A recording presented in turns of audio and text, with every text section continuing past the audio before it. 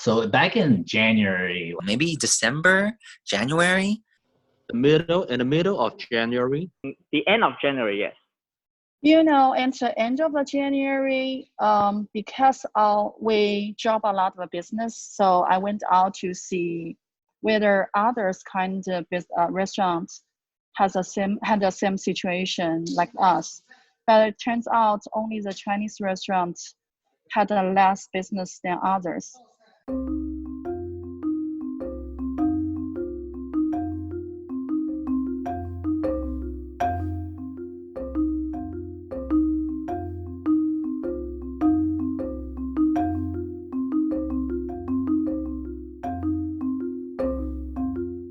Because we have the connection in China. We expected a quarantine situation when the outbreak is happening in Wuhan. Our boss always read like Chinese newspaper, Taiwanese newspaper that allow us to respond in the fastest way. I bought all these Clorox wipes back in January. And in Horde, I bought 4 little containers of Clorox wipes that I used. Way before it was any city mandate or even county mandate, we created like a barrier. We're like 20 plus feet away from any customer interaction. We require the employees to wear the mask, wear the gloves. I can see how smaller restaurants like a mom and pop shop, those will be more of an effect on them. My family, we have been running restaurants for 3 generations. Like literally, our restaurant is smaller than some yogurt shops. If one of us gets sick, we've lost like a fifth of our staff instantly. I can tell there's like a tension. Since March 15th, every kind of business has to be shut down because of the coronavirus. And then next, we immediately contact the third-party delivery platforms. But they charge too much. We're talking about like around like 30%. 30%. And 30% of the meal. I would say it's not acceptable. That, of course, already cuts through the whole profit margin. Why do I want to help them make money at this time? So even though they charge us a high percentage, but we had no choice but to partner with them. I really hunker down our online menu stuff.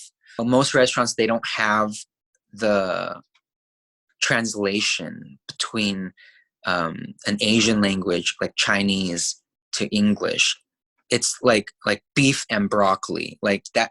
It's an accurate name, but it doesn't really tell you what it's going to taste like. The people who are stuck at home right now in this area, they need that translation. Yesterday, I drove, like 18 miles away from my restaurant in order to make a delivery. It's very tough. I have to, run every day, nonstop. Meeting the monthly rental for 3 restaurants is the hardest part. We are hoping that we can have some sort of rent reduction. The landlords keep asking our rent.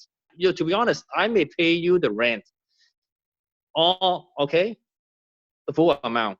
But after I pay you, I cannot give those money for the payroll, the food suppliers. Tomorrow I cannot, open the restaurant.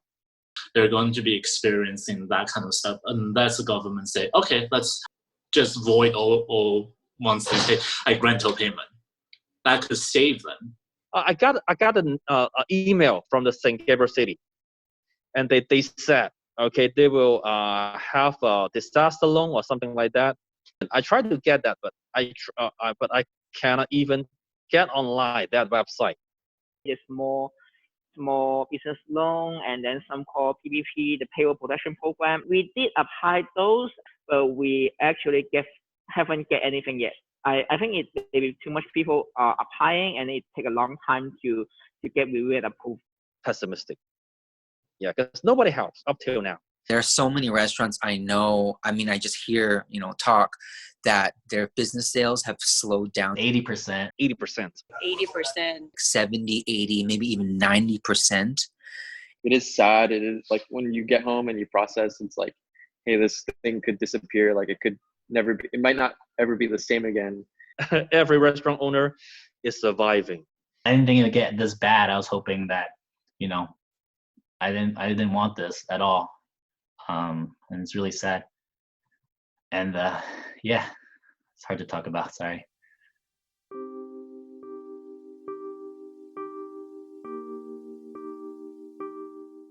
I think one of the biggest help that we saw is This community. Our community. There's a good community out there, especially amongst Asian Americans. they've been kind of helping us even on social media, tagging us, saying, hey, if you want to go, you can go order online. We've been going to the Alhambra's farmers market every week, and we're trying to buy as much produce from them that, you know, would otherwise go bad. We even have one lady, she came back and she ordered about $30. And she gave me like $100. She was like, just keep it, you know, please. I want to be here to support it. You know. As a community at this moment, the human community is what will get us through this kind of situation, this pandemic.